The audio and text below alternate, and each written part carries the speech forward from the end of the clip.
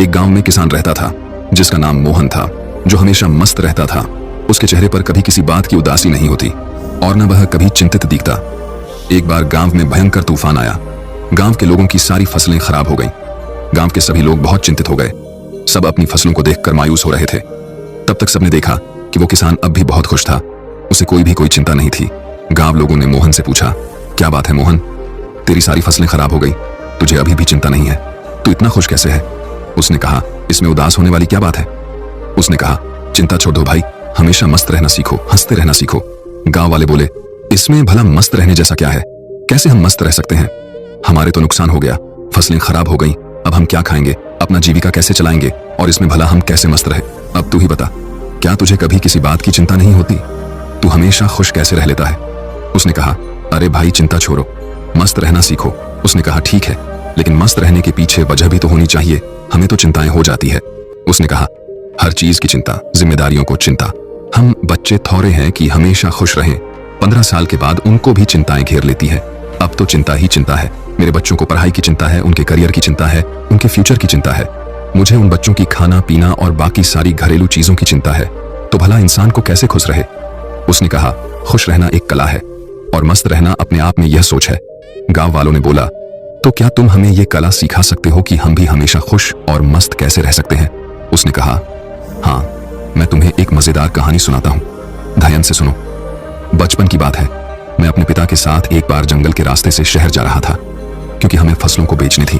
क्योंकि उस समय मेरे पिताजी काफी परेशान रहते थे। घर में बिल्कुल भी धन नहीं बचा था। अब तो फसलों को बेचना ही आखिरी हल था। जंगल जाते जाते शाम हो गई और जंगल में काफी अंधेरा हो गया। रास्ता तो दिख नहीं रहा था। उस दिन भी ऐसे ही आंधी आई थी। तब तक हमारी बैलगाड़ी का पहिया जमीन में धंस गया और हम वहीं फंस गए। पापा ने पहिया बहुत निकालने की कोशिश करी, लेकिन वो निकला ही नहीं। अंत में थक गए, हम हार गए, हमें कोई रास्ता नहीं दिखाई दिया।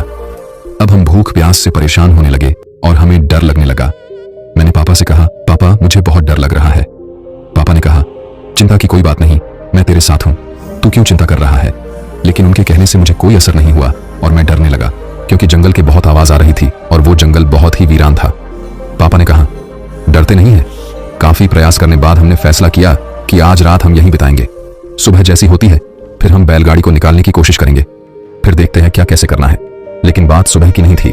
बात यह थी कि आखिर अब रात को खाएंगे क्या, क्योंकि हमारे पास जितना भोजन था हमने रास्ते में खत्म कर दिया था।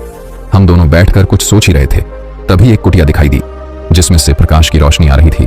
पापा ने बोला, तुम यहीं पे रुककर आराम करो, मैं अभी कुछ देखता हूँ, शायद कोई मदद के लिए उपाय मिल जाए। पापा फिर चले गए और मैं वहीं पे बैठ के डर के मारे रोने लगा। काफी देर बाद पापा एक महात्मा के साथ आते हुए दिखाई देते हैं। वो महात्मा बड्डे ही दिव्य दिख रहे थे। फिर हम तीनों ने मिलकर जोर लगाया और बैलगाड़ी का पहिया उस गड्ढे से बाहर निकाल दिया और हमारी बैलगाड़ी बाहर निकल गई। पापा ने उस महात्मा का धन्यवाद किया और हम लोग आगे चल पड़े। उस महात्मा ने हमें कुछ खाने को भी दिया था। मैंने पापा के हाथ में एक कागज देखा। मैंने पूछा, वो क्या है? लेकिन पापा ने उसके बारे में कुछ भी नहीं बताया। अब हम आगे बढ़ चले। पापा ने बताया नहीं कि महात्मा ने हाथों में क्या दिया था। मैंने उनसे फिर पूछा कि पापा हाथ में क्या है? उन्होंने बोला, कुछ नहीं है, ये तेरे काम की चीज नहीं है। धीरे धीरे काफी समय गुजर गया और हम निकल गए। काफी वक्त गुजर जाने के बाद मैंने पापा से पूछा, पापा उस पत्र में ऐसा क्या था कि जो आप मुझे बताते नहीं हो? तब पिताजी ने कहा, जब मैं इस दुनिया में नहीं रहूं तो मेरे मरने के बाद तुम उस पर्चे को खोलना, लेकिन एक बात और याद रखना, उस पर लिखी बातों को तुम जीवन भर याद रखना और कभी भी भूलना मत। उसने कहा, ठीक है पापा। अब काफी समय गुजर गया। गांव के लोगों ने मोहन से पूछा, वो सब तो ठीक है, लेकिन हमें चिंता क्यों ना हो? हमें तो चिंता होगी ना, हमारी फसलें खराब हो गई। मोहन ने कहा, क्या तुम फसलों को ठीक कर सकते हो? उसने कहा, नहीं। मोहन ने पूछा, क्या तुम दिन को रात बना सकते हो? उसने कहा, नहीं। उसने पूछा, क्या तुम हवाओं को रोक सकते हो? उन्होंने कहा, नहीं। उसने फिर पूछा, क्या तुम बारिश करवा सकते हो? सबने कहा, नहीं भाई नहीं, हम कुछ नहीं करवा सकते, हम भगवान नहीं है। तो उसने कहा, जब तुम्हारे हाथ में कुछ है ही नहीं तो तुम भला चिंता करके क्या पाओगे? सारे किसान सोच में पड़ गए कि यार बात तो सही कह रहा है, इसमें भला ज्यादा चिंता करके क्या होगा? तब मोहन ने कहा, जब हमारे हाथ में कुछ है नहीं तो फिर हम चिंता कर क्या करेंगे?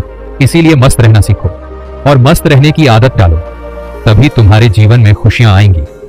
तब सब किसान ने कहा, लेकिन उस पत्र में ऐसा क्या लिखा था? क्या तुमने पिता के जाने के बाद उसे खोलकर नहीं देखा? उसने कहा, हाँ, पिता के मरने के बाद मैं बहुत अनाथ हो गया था, कुछ भी अच्छा नहीं चल रहा था, मुझे कोई रास्ता नहीं दिख रहा था कि अब मैं क्या करूं।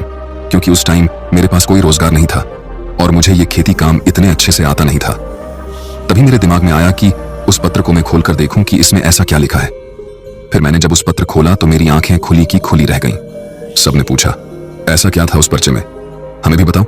किसान ने कहा, उस पत्र में लिखा था कि ये वक्त भी गुजर जाएगा।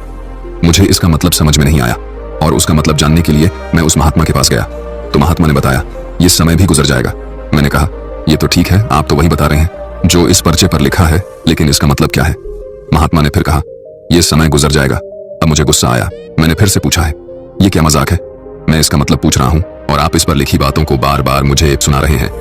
तब महात्मा ने कहा, तुम अभी परेशान हो, उदास हो, तुम्हें नहीं पता कि यह वक्त है और वक्त गुजर जाता है। ये हालात ऐसे ही नहीं रहेंगे, कुछ समय बाद सब ठीक हो जाएगा, सब कुछ बदल जाएगा और ये परेशानियों के बादल छंट जाएंगे। इसीलिए इस बातों को याद रखो, ये वक्त गुजर जाएगा, वक्त कभी नहीं रुकता, अच्छा बुरा जैसा भी हो वक्त गुजर जाता है। तुमको चिंता करने की कोई आवश्यकता नहीं है, तुम बस खुद को देखो, अपने हाथ को देखो और बस मेहनत करते रहो। धीरे धीरे वक्त जैसा भी हो, समय बदल जाता है। गौर से देखो, तुम्हारे हाथ में कुछ भी नहीं, तुम बेमतलब में फालतू की चिंताएं कर रहे हो, फालतू की मुश्किलों को और बड़ा बना रहे हो जो किसी भी तरह से हल नहीं होने वाली। वक्त अपने आप गुजर जाता है, इसीलिए जो तुम्हारे हाथ में है ही नहीं उससे भला चिंता करके क्या मिलने वाला है। इंसान को चाहिए कि वो सब्र रखे हर वक्त में, हर परिस्थिति में, क्योंकि जिसके पास सब्र नहीं वो कभी भी चैन से जीवन जी ही नहीं सकता। चैन से जीवन जीने के लिए इंसान के अंदर सब्र का होना जरूरी है और सब्र तभी आता है जब इंसान इस बात को याद रखेगा कि वक्त गुजर जाएगा। तब से मेरी जिंदगी बदल गई और मैं इस बातों को जीवन भर के लिए याद करके रख लिया। अब जो कुछ भी होता है मैं चिंता नहीं करता, बस मेहनत करता रहता हूँ, कोशिश करता हूँ चीजों को ठीक कर सको, लेकिन जो मेरे हाथ में है ही नहीं मैं उसको चिंता करके भला क्या करूं। इसीलिए मैं अब मस्त रहता हूं और लोगों से यही कहता हूं कि मस्त रहो, ज्यादा चिंता मत करो और ज्यादा सोचो मत। जीवन चल रहा है, जीवन गुजर रहा है और जीवन गुजर जाएगा।